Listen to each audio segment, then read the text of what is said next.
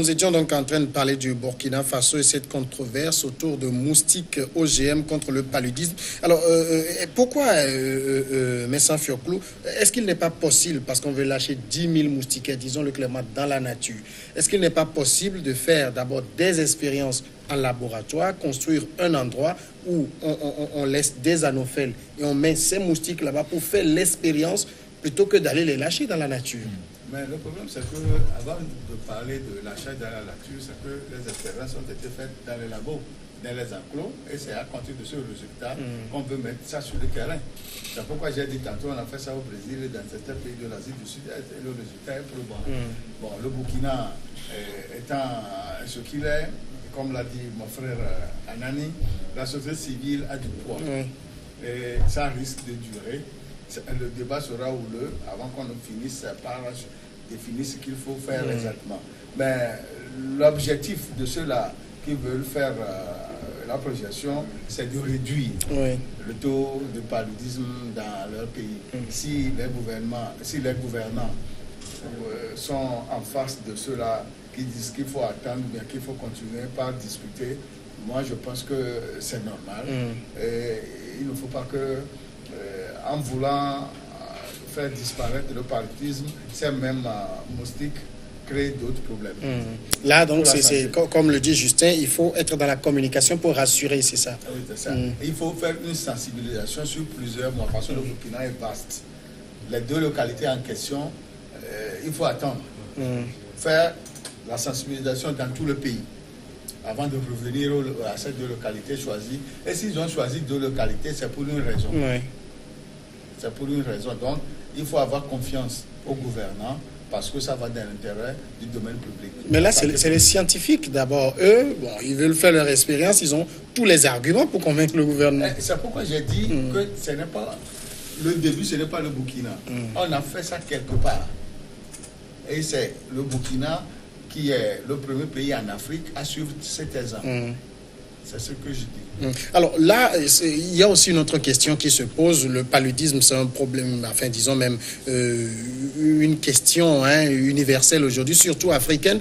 Que font les chercheurs sur ce cas-là? Parce qu'on n'a pas véritablement jusqu'aujourd'hui de remède efficace contre ce mal-là qui continue de tuer des dizaines de milliers de personnes. Oui, c'est le constat qui se fait. Et on remarque malheureusement qu'à chaque fois que la médecine fait un effort pour trouver ne serait-ce qu'un médicament qui pourra guérir ce mal, on a comme l'impression que le virus inoculé dans le virus développe une résistance à ces médicaments. Si aujourd'hui on est en train de réfléchir à éliminer l'élément qui envoie donc ces vecteurs, ces virus dans le corps, plutôt que de tuer le virus, je crois que c'est parce que au fil des années, ils ont été confrontés à la résistance de ce virus-là. Et c'est pourquoi ils le font. C'est vrai. Et ce n'est pas faute de n'avoir pas essayé. Je crois que les scientifiques ont beaucoup essayé. Pendant des années, ils ont essayé d'endiguer le mal du paludisme. Ça, nous le savons. Mais on a quand même eu d'autres maladies pires que le paludisme. Il y a eu la peste. On l'a éradiquée. Voilà. Il y a eu plusieurs autres maladies. Effectivement. Celle-ci, elle est quoi?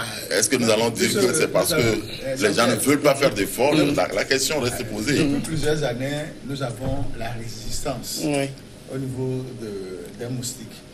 Les moustiquaires imprégnés, les insecticides n'ont plus droit sur nos moustiques. Quand vous faites passer les insecticides, les moustiques tombent au sol. Quelques secondes après, ils se relèvent. Bon, les moustiquaires imprégnés, ça a fait son temps. Donc, durant les recherches, on a constaté que si on passe par les moustiques OGM, ça peut réussir à éliminer davantage. Et c'est ce qu'ils sont en train de faire. Bon, aujourd'hui, il y a même d'autres laboratoires qui sont en train de faire des recherches parce que on ne peut, pour le moment, il n'y a pas de vaccin anti-paludéen. Bon, aujourd'hui, il n'y a que l'effet curatif.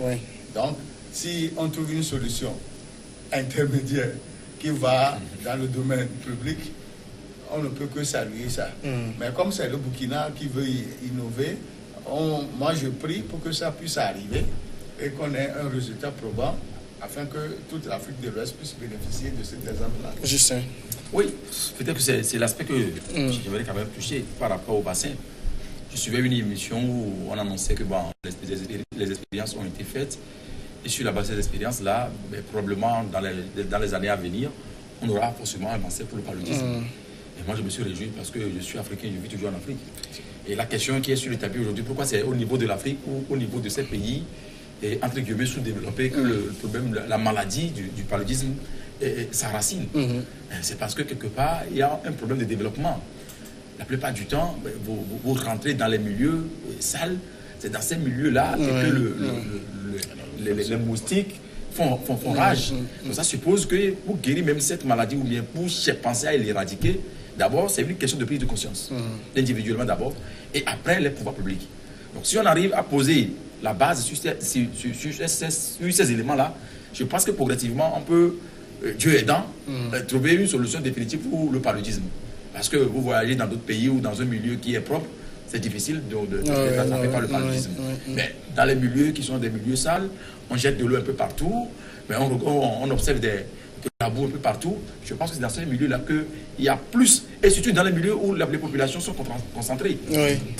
Dans les zones. Une force densité humaine. Voilà, la densité humaine. Surtout à ces moments de pluie. De pluie, voilà. Et c'est difficile, même pour que les eaux de ruissellement coulent véritablement. Donc ça pose problème. Je pense qu'on doit penser d'abord au niveau de l'Afrique en général et chercher un temps soit peu à mettre nos milieux dans une propriété d'abord et attendre aussi les scientifiques dans leurs recherches et voir si d'ici 5 ans, 10 ans, s'ils par la magie, ils peuvent se retrouver avec un bassin. Dans les années 70-80, nous avons le service d'assainissement qui passait de maison en maison, mettait les trucs dans les caniveaux pour tuer les germes de moustiques. Tout cela a disparu aujourd'hui.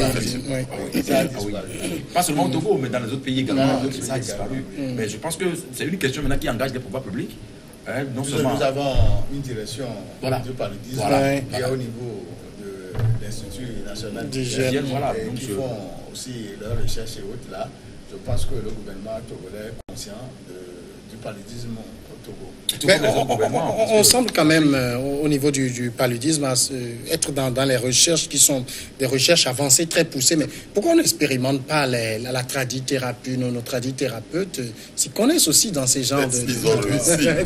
Est-ce qu'ils ont réussi? Je ne crois pas. Vous allez chez les tradithérapeutes, ils vous disent de prendre un produit. Le problème qui se pose, c'est le problème de dosage qui, à la fin, vous pousse à avoir votre foie enflé et qui entraîne autre chose que la mort. C'est ça. Et vous irez à l'hémodialyse, alors que vous faites la dialyse là-bas, il faut des sous.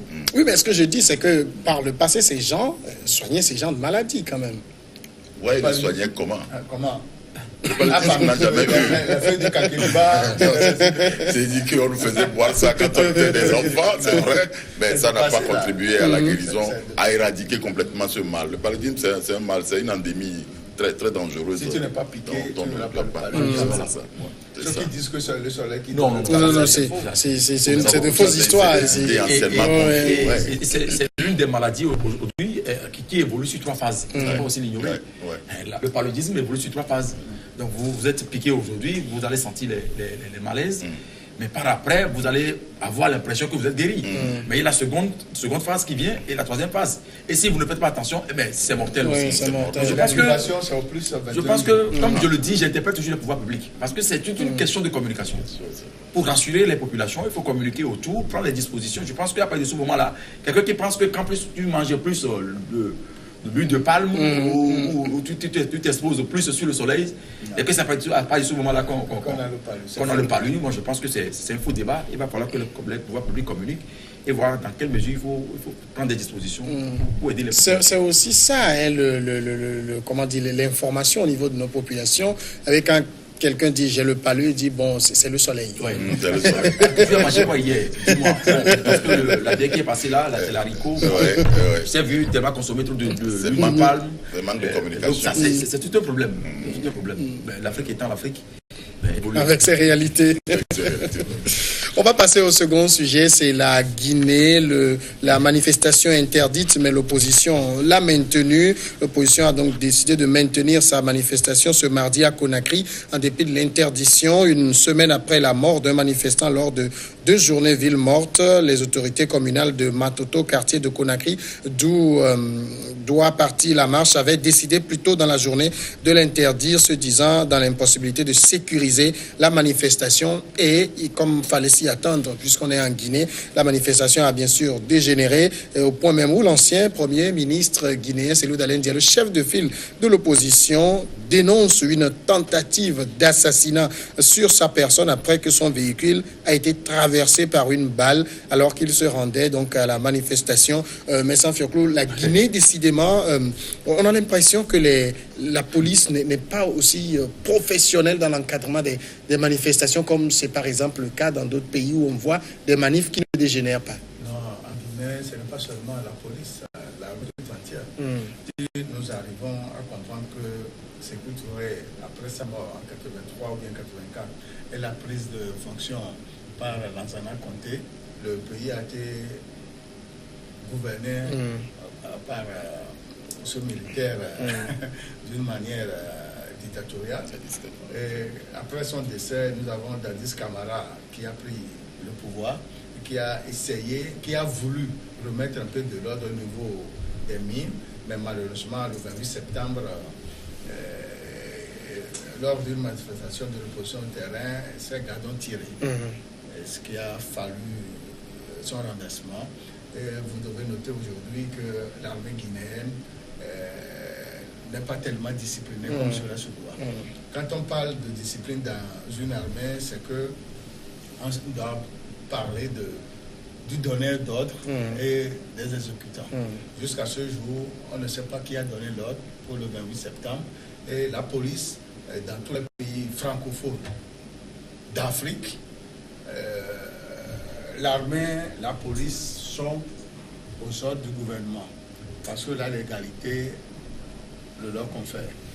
Aujourd'hui, quand le gouvernement dit qu'il n'y a pas manifestation et que l'autre camp, l'opposition, dit qu'elle mettra les gens dans la rue, la police et la gendarmerie sortent pour disperser la foule.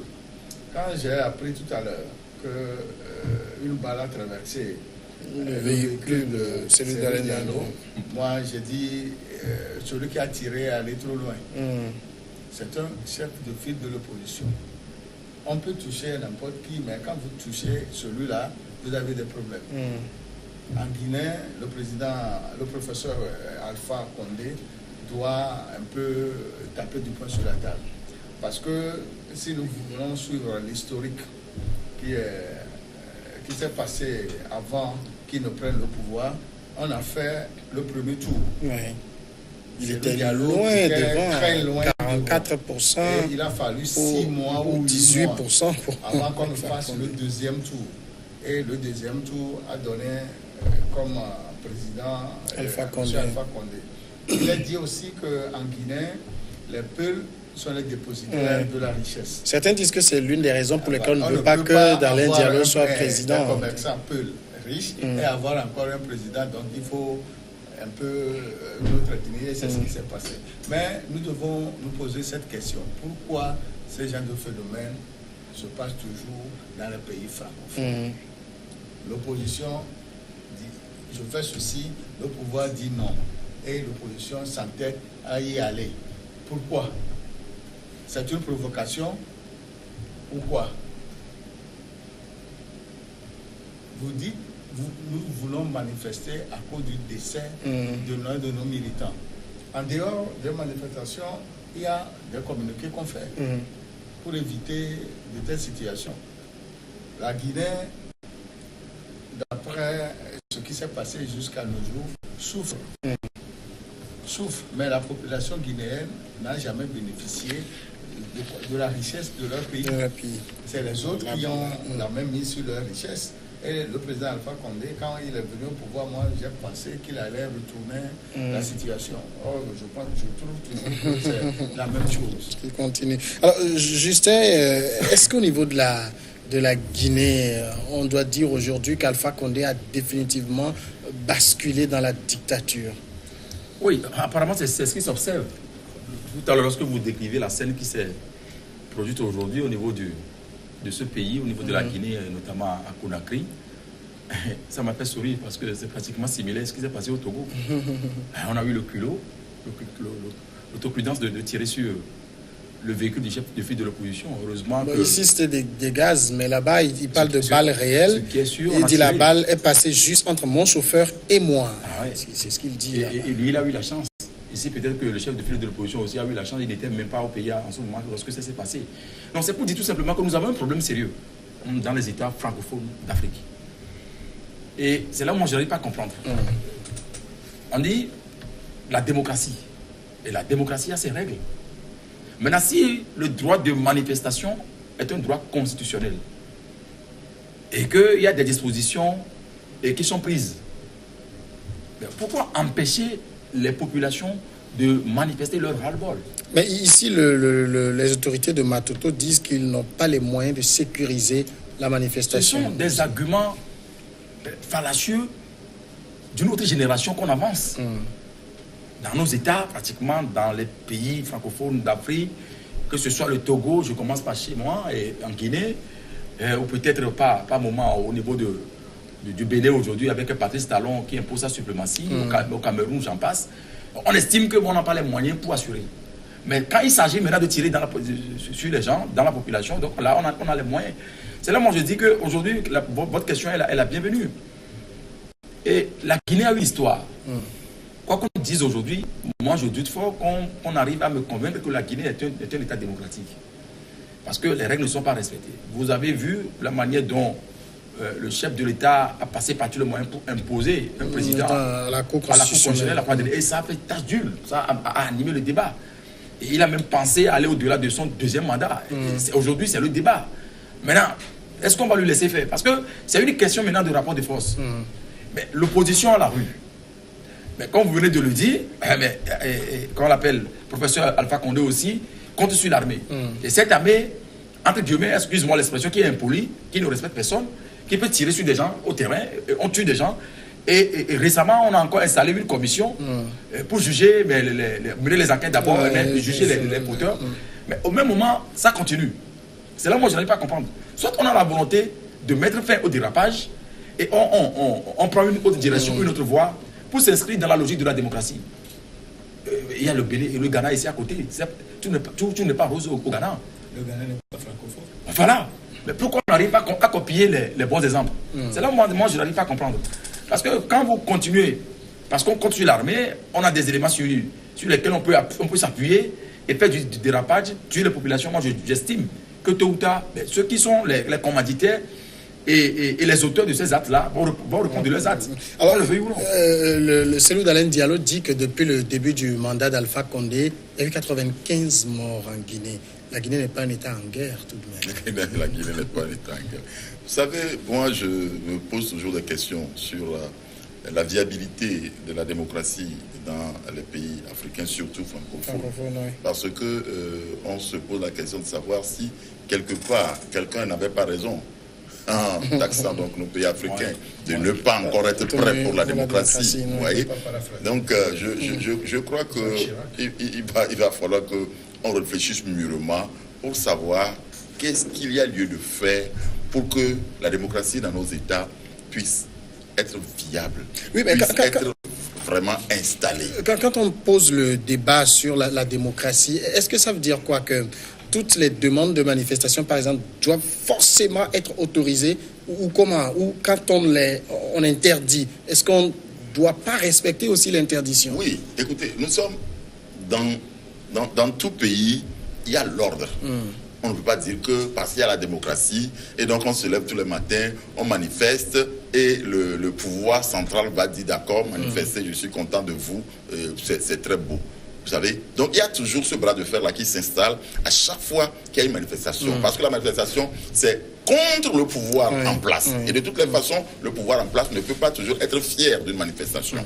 Et donc, c'est là où il faudra que les populations réfléchissent encore par deux fois. Parce que lorsque l'opposition, moi je parle de façon générale, l'opposition appelle les gens à manifester, et vous savez que une manifestation interdite va dégénérer.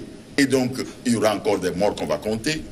Et lorsque nous voulons protester, parce qu'il y a un mort, et que nous envoyons encore dans la rue, et qu'il y a encore des morts, nous allons demain encore protester, est-ce qu'il n'y a pas lieu de faire un sursaut d'abord pour dire qu'est-ce que nous pouvons faire ensemble? Qu'est-ce qu'on peut faire ensemble si nous avançons et qu'au jour le jour, c'est des morts que nous sommes en train de compter?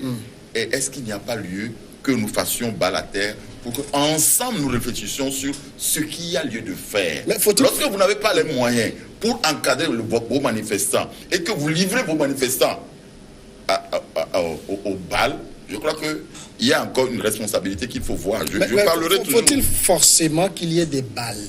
Parce que là, on est dans le cadre d'une manifestation et je ne sais pas comment sont les lois en Guinée, mais il y a les moyens conventionnels. C'est la police qui utilise les gaz lacrymogènes ou bien les camions, l'eau et tout cela. La balle, c'est un dernier recours quand la police est vraiment chargée, attaquée, tout ça. Et généralement, moi je le vois ici, c'est une seule personne, le chef peut-être d'escadron ou de corps qui est armé, en fait. Malheureusement, la réalité est tout autre. C'est vrai ce que vous êtes en train de dire, que lorsque vous encadrez une manifestation, il ne faut pas avoir de balles réelles. C'est vrai. Et conventionnellement, c'est vrai. Malheureusement, la réalité nous montre que des gens qui vont faire encadrer donc les manifestations, ont des balles réelles. Il faut résoudre ce problème d'abord. Il faut que l'opposition fasse un travail avec le pouvoir en place, l'amener à comprendre que lorsque on encadre une manifestation, tout faire pour que les balles réelles n'arrivent pas et qu'on arrive à obtenir cela, on peut maintenant lancer les populations dans la rue. Vous n'avez pas pu obtenir le fait que les gens comprennent et acceptent que en cas de manifestation, les balles réelles doivent être absentes. Elles amènent les balles réelles. L'armée amène la balle réelle. Elle tire. Vous savez qu'elle tirera encore si vous continuez. Alors, qu'est-ce qu'il faut faire? Faut-il dire, d'accord, tuez-nous, nous allons continuer pas venir dans la rue, etc. etc. Moi, c'est la question là que je me suis en train de me poser. Justin? Oui, vous posez là une très bonne question, ou des bonnes questions. C'est-à-dire qu'en réalité, les pays dans lesquels ces problèmes se posent, ce sont des pays qui n'ont rien à voir avec les principes démocratiques. Les pays dictatoriaux. Ça, il ne faut pas marcher sur les mots. Parce qu'en réalité, la loi sur la manifestation publique, c'est une loi qui régissent les manifestations et qui existent pratiquement dans tous les pays. Maintenant, si les demandeurs expriment la volonté d'aller dans la rue pour manifester, il revient au pouvoir public de les inviter et chercher à connaître le motif, les mobiles de leur manifestation. Maintenant, qu'est-ce qu'il y a lieu de faire? Vous engagez des discussions. Mais au cas où vous n'arrivez pas à trouver de solution, je pense que dans le délai, si nous sommes dans une république normale de démocratie, là, les organisateurs peuvent maintenant attaquer la juridiction pour dire, voilà, c'est notre droit constitutionnel de pouvoir manifester, et voilà les arguments avancés par le pouvoir pour nous l'interdire. Là, sur la base des décisions, dans une justice impartiale, je pense que le droit sera dit et donnera peut-être raison aux manifestants, étant donné que c'est une manifestation pacifique. Mais généralement, cette voie n'est jamais prise. Voilà, c'est là où je dis que là, c'est la dictature. Je suis le président, je suis le ministre, je suis le chef de ceci, j'ai l'armée, j'ai la police, j'ordonne mes milices, ils vont sortir. Vous avez vu les milices dans ce pays? On les a appelés groupes d'autodéfense. Voilà, ça n'existe nulle part. Et que ces gens-là vont débarquer, seront envoyés dans la population et commettre des bavures. Le carnage, ça on en a vu. Mais à contrario, quand on interdit, pourquoi par exemple l'opposition ne prend pas ses voies de recours, saisit par exemple le juge administratif, parce que la loi, c'est ce que je vous dis. Nous parlons de la loi du Togolais par exemple, le juge doit se prononcer rapidement. Si c'est dans un état démocratique où il y a la séparation des trois pouvoirs, le judiciaire est là, il joue son rôle. Le Parlement, le législatif, n'est pas l'aile marchande du pouvoir, ne soutient pas l'action du gouvernement, mais contrôle. Et quand le pouvoir qui dirige l'exécutif prend une décision qui bat la contre même des règles de la République, on saisit la juridiction compétente. Et là, vous êtes en mesure que le droit sera dit et le droit vous donnera raison. Mais ce qui se passe dans cette situation, parce qu'on continue la force, et de l'autre, quand on dit, mais la souveraineté appartient au peuple, nous allons demander au peuple de sortir dans la rue. Ce qui est sûr, vous allez tuer, mais tout le temps, vous allez répondre. C'est une question maintenant de rapport de force, parce que l'opposition qui n'est pas armée, l'opposition n'a que arme la manifestation ou les manifestants. Mais le pouvoir public qui ne veut pas respecter les principes démocratiques contre une armée. C'est ça le paradoxe. Mais ça fait c'est quoi? Qu'est-ce qui explique qu'on soit dans ce permanent bras de fer dans les pays d'expression française? Oui, vous savez, avant l'indépendance en 60, dans presque tous les pays africains, la France, qui n'était même pas notre colonisateur, quand on lui a confié le mandat du Togo, il avait fait quoi? Il s'est appuyé sur elle-même en nommant des gouverneurs qui donnaient les ordres, ce qu'on avait appelé en anglais des direct rule. Or, au niveau anglophone, ils ont reconnu les chefferies traditionnelles. Donc, ce sont les chefs-là qui me rappelez les cours d'histoire à l'école. Les populations. Ce qui veut dire qu'une fois l'indépendance obtenue, les Anglais se sont repliés. Or, dans les pays francophones, la France demeure jusqu'à ce jour. Et tout ce qui doit être fait, tous les chefs d'État africains qui avaient eu l'indépendance, quand ils ne sont plus en odeur de sainteté avec la France, les officiers qu'on a formés dans les écoles de guerre à Saint-Cyr et à Fréjus, c'est eux qu'on utilisait pour faire les coups d'État. Et dans les années 70-80, les nombreux coups d'État sont faits par ces officiers. En commençant par le Togo. Donc, je vais vous dire aujourd'hui que l'opposition est en droit de faire des réclamations. Dans ce pays, c'est-à-dire dans notre pays, le Togo, l'opposition est souvent dans la rue et elle est encadrée par les forces de l'ordre. On a l'impression d'avoir la même histoire que la Guinée. Et des fois, il n'y a pas des balles qui sifflent, tout se passe bien et les deux parties se félicitent parce que avant que ça n'arrive, ils se retrouvent au ministère de l'administration territoriale pour une réunion pour les dispositions à prendre. L'opposition a ses agents de sécurité, mais la police et la gendarmerie, les chapeaux, et ça se passe bien. Quand il n'y a pas casse. La Guinée doit pouvoir copier cela. Je ne sais pas si les Guinéens nous suivent, et sans doute qu'ils doivent suivre. On marque la pause. On va marquer la pause et on revient après sur le Burundi.